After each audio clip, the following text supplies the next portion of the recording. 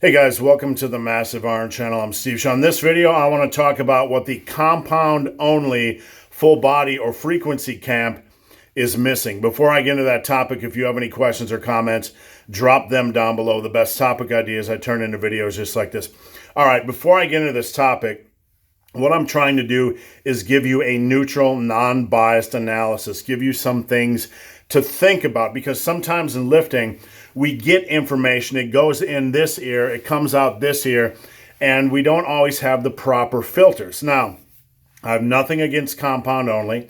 I have nothing against frequency training. And on the other hand, nothing against bro splits, body part splits, and nothing against isolation exercises. But this video is going to be a class in logic. It's going to be a class in filtering out the bullshit and better understanding the mechanisms of lifting. So over here we have the, the compound only camp, which is generally more minimal. They stick to more minimal type, a smaller group of exercises, right? And for the most part, the vast majority of them are frequency folks. They're full body or AB splits or whatever. They're frequency folks. So this group likes to talk about, compound movements only, frequency training, and they're very much opposed against the opposite. The opposite being bro splits. Mainly, the argument against bro splits that is used is that they don't give you any frequency and therefore they don't work. They're not as effective. And that may or may not be valid, but that's not the point of this video. Again, I'm going to give you something to think about. What is the main point that the compound only camp beats? Frequency aside, the main point that they beat is that when you work a compound movement, it works multiple muscle groups. Therefore, what? You do not need to work isolation or do direct work for arms, for calves, all that kind of stuff, because the compound only exercises, the compound only style of training is going to be enough for you because it works multiple body parts, which it does, because a compound movement is by its nature compound. It involves multiple muscle groups. Now, you take that established, and then you look at their argument against the bro split, and here is where some of it cracks. Now, I have to say, it's not the same for every body part, okay? But what the compound movement only folks are saying is that when you look at all the compound movements you're doing, the body as a whole is worked enough. Now, let's look at a bro split. You have typically a chest day and a shoulder day and a back day and a leg day.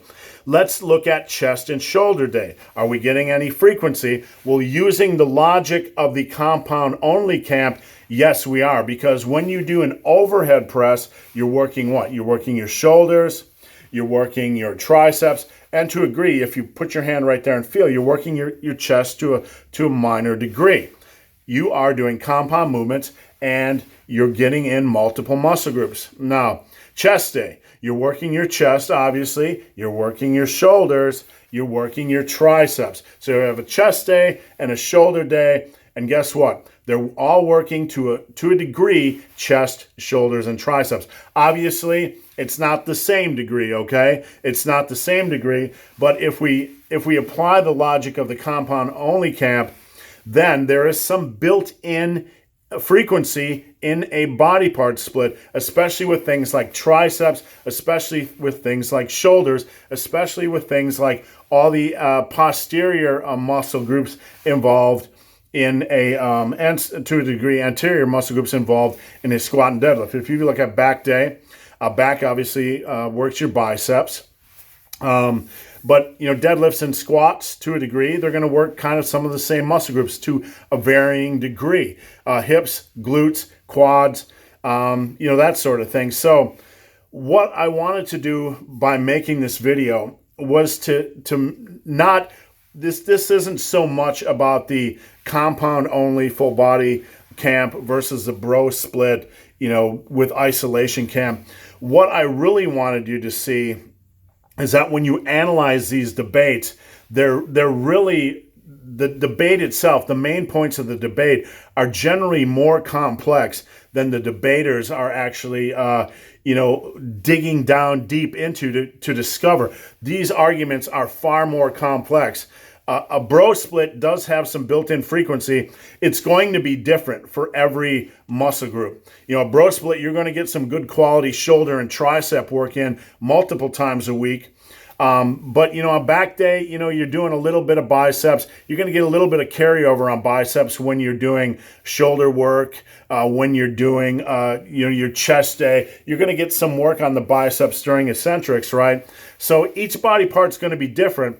But at the end of the day, a bro split does have some built-in frequency. And if you look at the logic, or you look at the main points that the full body only camp, the compound only full body camp, is the drum they are beating, it's not, when you look at a bro split and apply the same logic, you are getting some frequency in a bro split. So just something to think about.